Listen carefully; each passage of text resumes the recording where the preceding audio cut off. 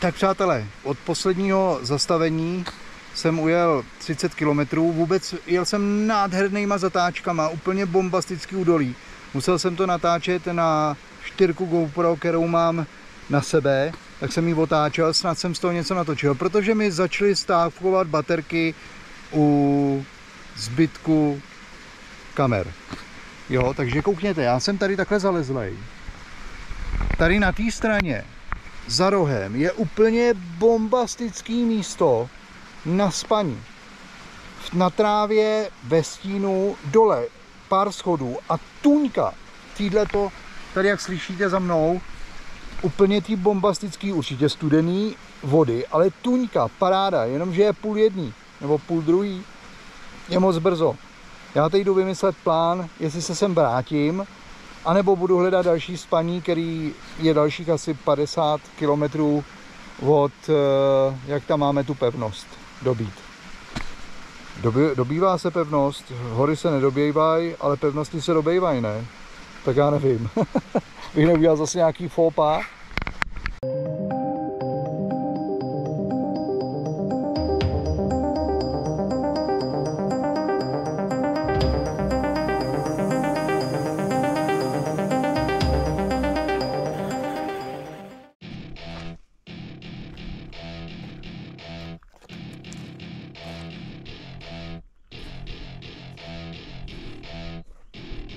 Welcome to my party, we're just getting started. A life is a dream or a nightmare scarring. Hand me a drink cause I think I'm going all in. Get me a shrink who can catch me when I'm falling. Cover up my scars, flip the handlebars. Crashing in my car, wake up in a bar. I'll be a superstar, just on my avatar. This world is so bizarre, empty out the reservoir.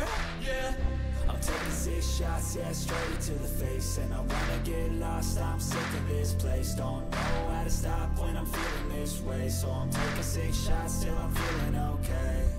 I think I'm... Tak dobré ráno, přátelé. Loučím se s tímhletím spaním u Grand Canyonu Verdon, kde jsem prožil večerní bouzku. Tak snad to dám dobře, protože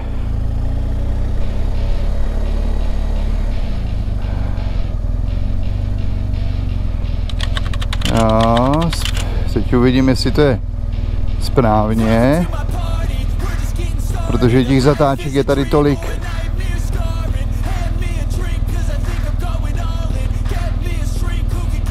Že nejedu správně. Tak jo, já si to jdu naštelovat, abych jel správně. A uvidíme se za chviličku.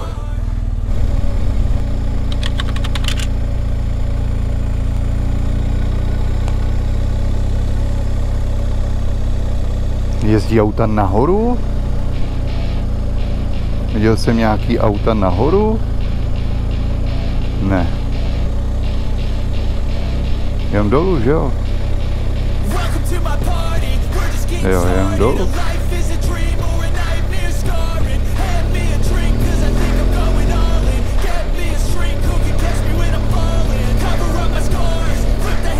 Pravdu máme. Já jdu v protisměru, přátelé, já jdu v protisměru, takže se musím otočit. Tady se otočím.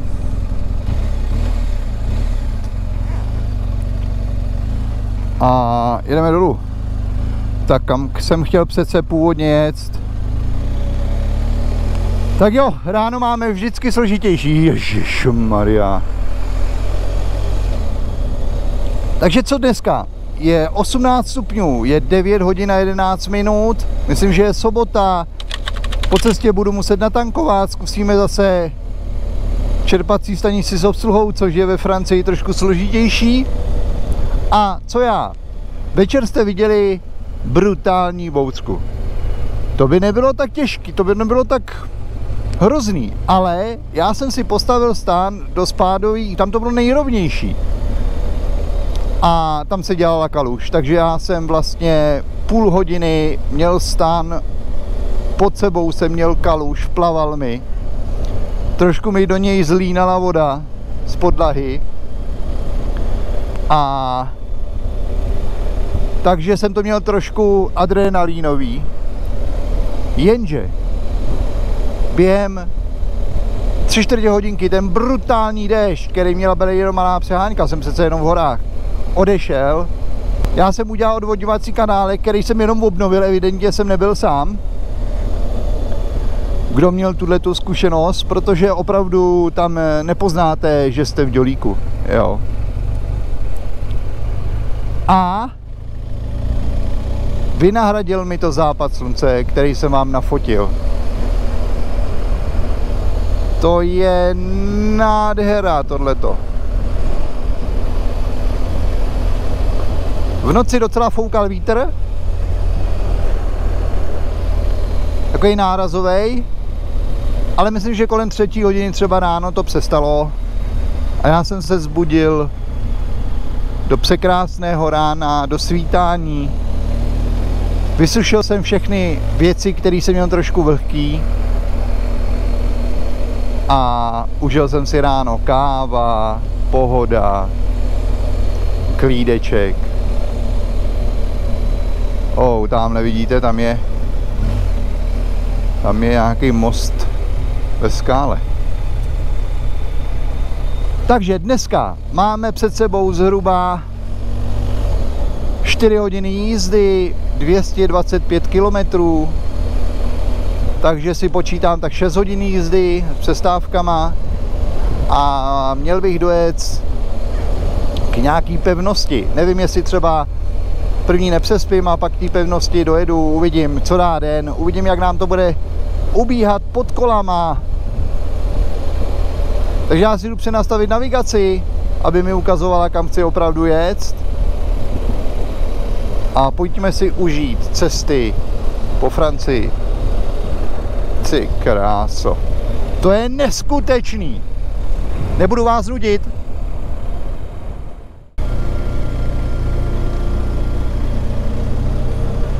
To je nádhera. Tak přátelé, protože Canyon de Verdon mě neskutečně upoutal, něco na mě vyplivla i Wikipedii, ale vy si mezi tím užijte spodní část kanionu. Grand Canyon de Verdon je jedním z nejúžasnějších kanionů v Evropě. Nachází se v jižní Francii, kde ho vyhloubila řeka Verdon. Některé části kanionu jsou až 700 metrů hluboké a to už je pořádná podívaná. Tento přírodní skvost se táhne v délce 21 km od městečka Castellane až k přehradě Lac de Santé. Před miliony lety ho vytvořila eroze, která mu dala dnešní dechberoucí podobu. Jako první ho prozkoumal francouzský geolog Martel v roce 1905 a to ho inspirovalo k vytvoření turistické stezky, která dnes vede podél jeho dna. Ať už se rozhodnete pro túru, horolezectví nebo prostě jen pro procházku, buďte ohromeni výhledy.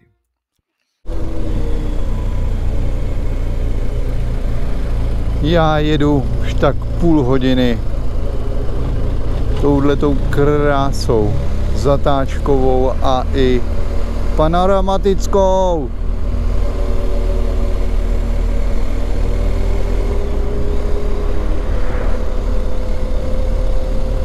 To je nádhera.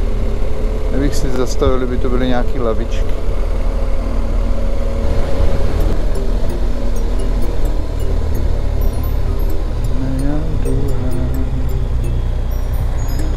Podívejte na to, to je skutečný.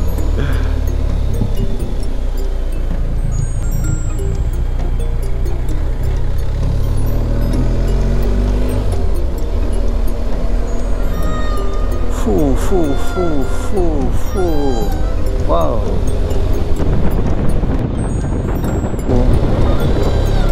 Podívejte se, jakou krásou jedu. Teď se teda nepodíváte, protože jsem v tunelu. Drsnej tunel. Před chvilkou jsem potkal autobus, ten tady musel tudy jet. Nerozumím tomu. Takovouhle soutězkou jedu dole, úplně blankitná, modrá voda.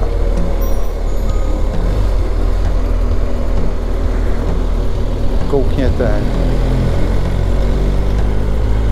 Ten nádher. Takovýhle překrásný mosty jsou přes. Asi neuvidíte. Je 31 stupňů. 12:30 a já zhruba za 45 minut po cestě mám potenciální spaní. Takže se tam kouknu a budeme pokračovat dál. A další spaní by mělo být po cestě, až za bodem, který navštívíme. A to by měla být nějaká neoficiální velký prostor pro kemping. A místo pro stanu prej bohatě píšou. Že tam se mi docela ten popisek líbí. Tak bychom mohli ho dát. Ale potřebuji stejně ještě před těma 45 minutama, tak za 20 minut zastavit, mám žížeň. Nemůžu se napít po cestě, protože Adámek ještě nesehnal lahev. Takže pití vždycky je při zastávce a při tankování jsem se napít zapomněl. Přesně proto mám tu lahev. Je tu krásně, Francie je nádherná. Opravdu je nádherná ta Francie. Tak přátelé, od posledního zastavení jsem ujel 30 km, vůbec jel jsem nádhernýma zatáčkama, úplně bombastický údolí. Musel jsem to natáčet na 4 GoPro, kterou mám na sebe, tak jsem ji otáčel, snad jsem z toho něco natočil, protože mi začaly stávkovat baterky u zbytku kamer. Jo, takže koukněte, já jsem tady takhle zalezlej. Tady na té straně, za rohem, je úplně bombastický místo na spaní. Na trávě, ve stínu, dole, pár schodů a tuňka, týhleto, tady jak slyšíte za mnou, úplně tý bombastický, určitě studený vody, ale tuňka, paráda, jenomže je 12:30 nebo 12:30, je moc brzo. Já teď jdu vymyslet plán, jestli se sem vrátím, anebo budu hledat další spaní, který je dalších asi 50 km od, jak tam máme tu pevnost, dobít. Dobývá se pevnost, hory se nedobývají, ale pevnosti se dobývají, ne? Tak já nevím. Bych neudělal zase nějaký faux pas. Mně se povedlo nastartovat kamerky. Udělal jsem tvrdý restart, tam se vidíme, ahoj, ahoj. Ano, 4 GoPro, ta funguje vždycky a po každý. Na tu je spoleh. Tady je nádherný spaní. Jak jste viděli, tam je nádherný, opravdu nádherný spaní. A já teď jedeme na tu pevnost. To je zhruba 69 km přes hodinu jízdy. A pak dáš za 34 km by tam měl být nějaký spaní velký i s vodou.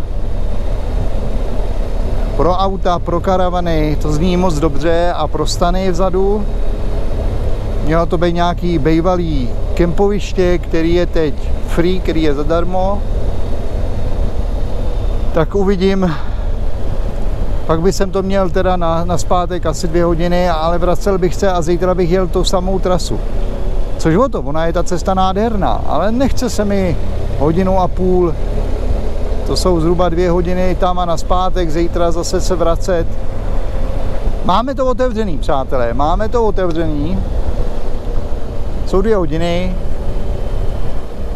Necháme tomu volný průběh, protože vždycky na té cestě zatím se mi ty věci řeší sami. Třeba se vůbec nahoru na tu pevnost nedostaneme, že to bude tak drsný ta cesta, že se na to vyprdnu, jo. Přece jenom jsem naložený a ty pevnosti nebejvají tak často moc dobře přístupný. A ještě jsem sám. Tak uvidíme.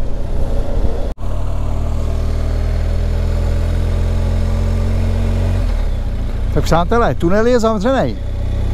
Jsme tady před tunelem a 3 auta projeli i přes tu červenou, 2 motorkáři taky. A tak jsem chvilku počkal, protože to vypadá, že by měl být od 5 otevřený. To je hodina a půl to byla. A pán mi tady řekl, že tunel je zavřený, Francouz, ale alternativa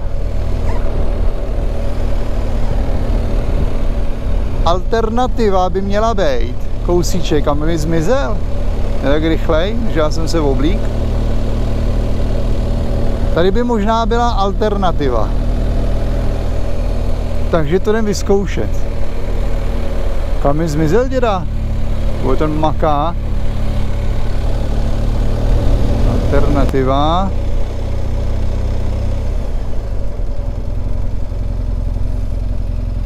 Yes.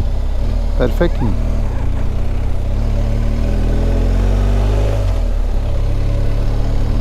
Před tunelem je tady alternativa. Ten je rychlej, tyjo, to je neskutečný. Tady, ale to bude teda jako palice.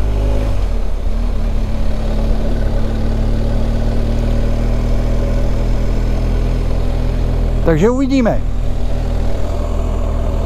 Uvidíme.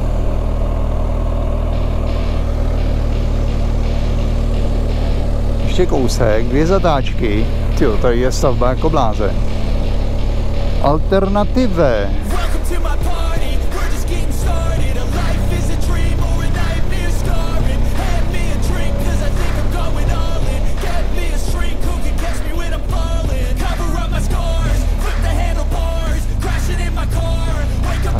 Motorkáři museli jet studii. Jinudy to nejde.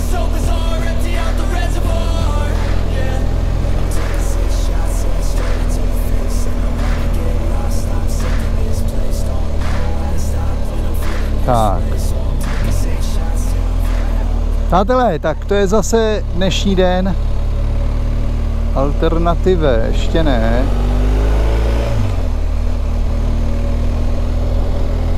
Tady by to mělo za chvilku být doleva.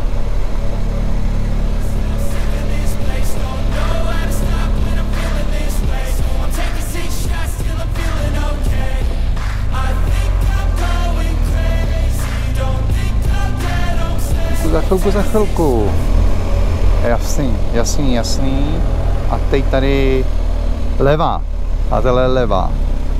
My se možná dneska ještě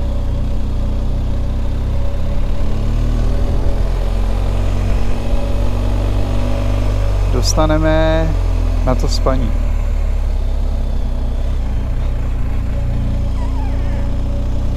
Tak sem.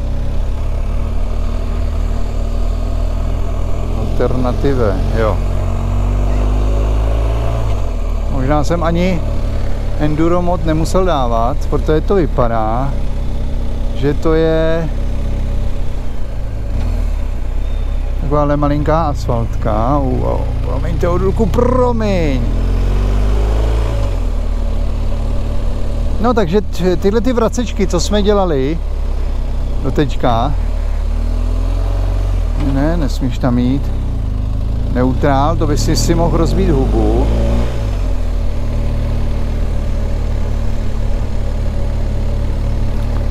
Takže my se k tomu se dostaneme Adámku.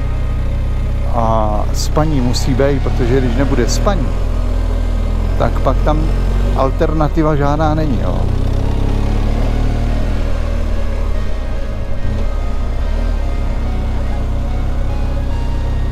Hezky, Adámek umí zatím.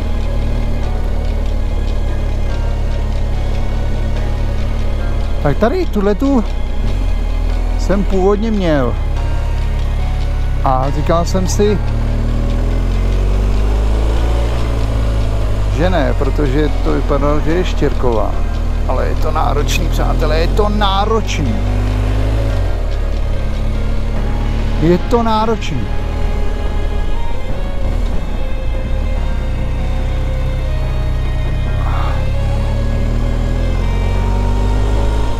Vidíte to? Jednička, dvojka. Kouknu, jestli nic nejde.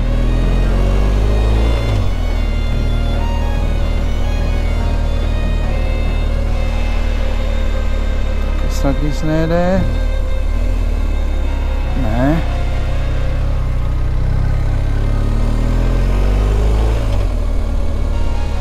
Ty krása, vidíte, jak stoupám. Wow, ty jo, podívejte, kde jsem.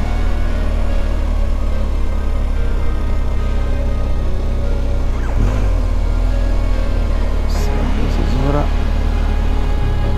vidí. Ty, jak to může jet s tou babou za zádama. Asi zkušený hráč.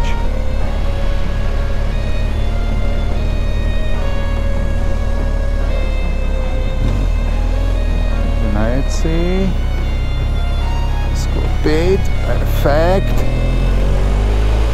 A i se člověk naučí. Pomalinku, co by bylo auto naproti.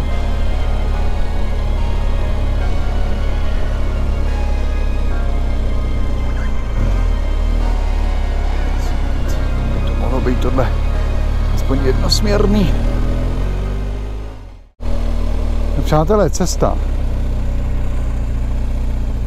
se rapidně horší a je tady i provoz a už na mě dvakrát zamávali. Tak asi je to jednosměrka, ale obráceně. Ne? Já neukazuju, že ne, ty vole.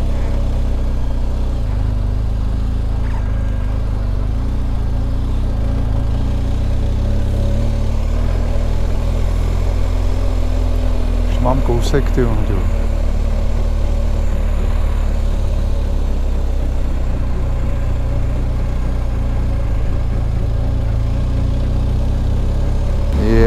Jo, už mi to došlo. Ta alternativa. Co je, tak pro ní platí ta červená. Takže já jsem mohl jet sem, ale až těch 17, přátelé. To bude ono.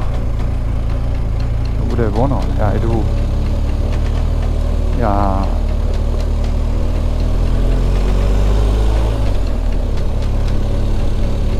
Já jedu na červenou. Tamhle určitě je ten, tam potřebujeme.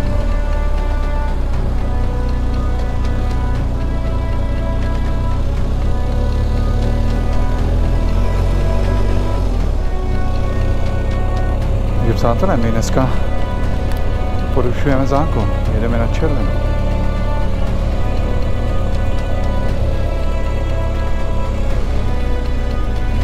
Mi to došlo. Ta alternativa není obousměrná. Ta alternativa je oficiální silnice, která je vždycky volná jenom každý 2 hodiny na 15 minut. Můžete projet. Ach jo, tak snad to klapne.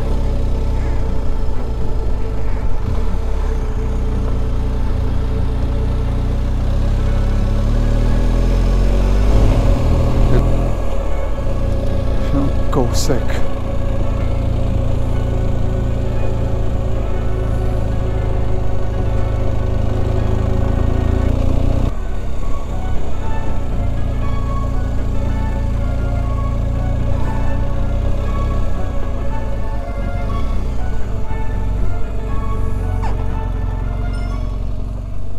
Podívejte, kde jsem.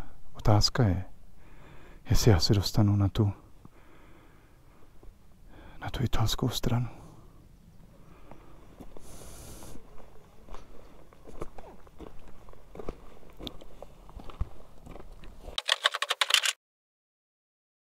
To je ta pevnost. Nádhera.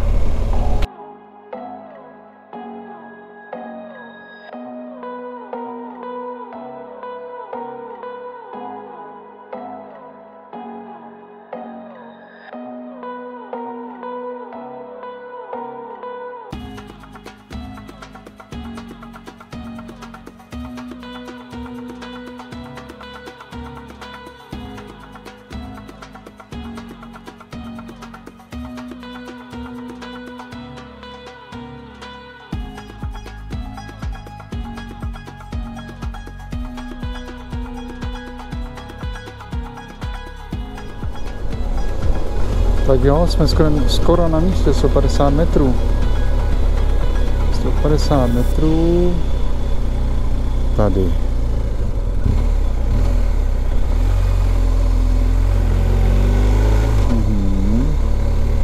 Dobře, oni. Tak zkusíme, relativně bychom sem kam mohli. První najdeme alternativu, kam bychom mohli vést. Tak já to jdu oblídnout. Jak vidíte, stahuji data a tady jsem si to zmáčk nechtěně. Tady mám kempíček, mám i vlastní stůl a díky kamerce týhle Hero GoPro 4 jsem dneska mohl natočit pár záběrů, když mi nešly ty ostatní, ty desítky. To se tak stává někdy, no. Já jdu stahovat.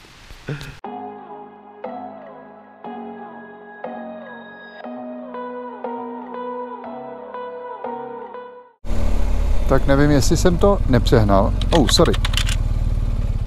Oh, sorry.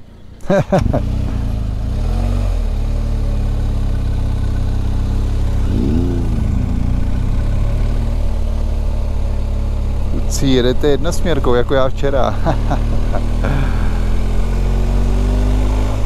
Jestli jsem to nepřehnal, ale evidentně ne, tam jsou auta. Tak to je hustý. Furt můžeme stoupat, furt můžeme oficiálně stoupat. Přátelé, já jsem vám slíbil vysvětlit, proč jsem se ubytoval tak brzo. Za prvé koukněte, kde jsem. Tady teče řeka. Podívejte na ty skály. Tady je tůňka, tady přesně přede mnou, kde jsem se před chvilkou myl. Brutálně studený. A teď vám ukážu, jak jsem zalezlý. Úplně jedničkový místo.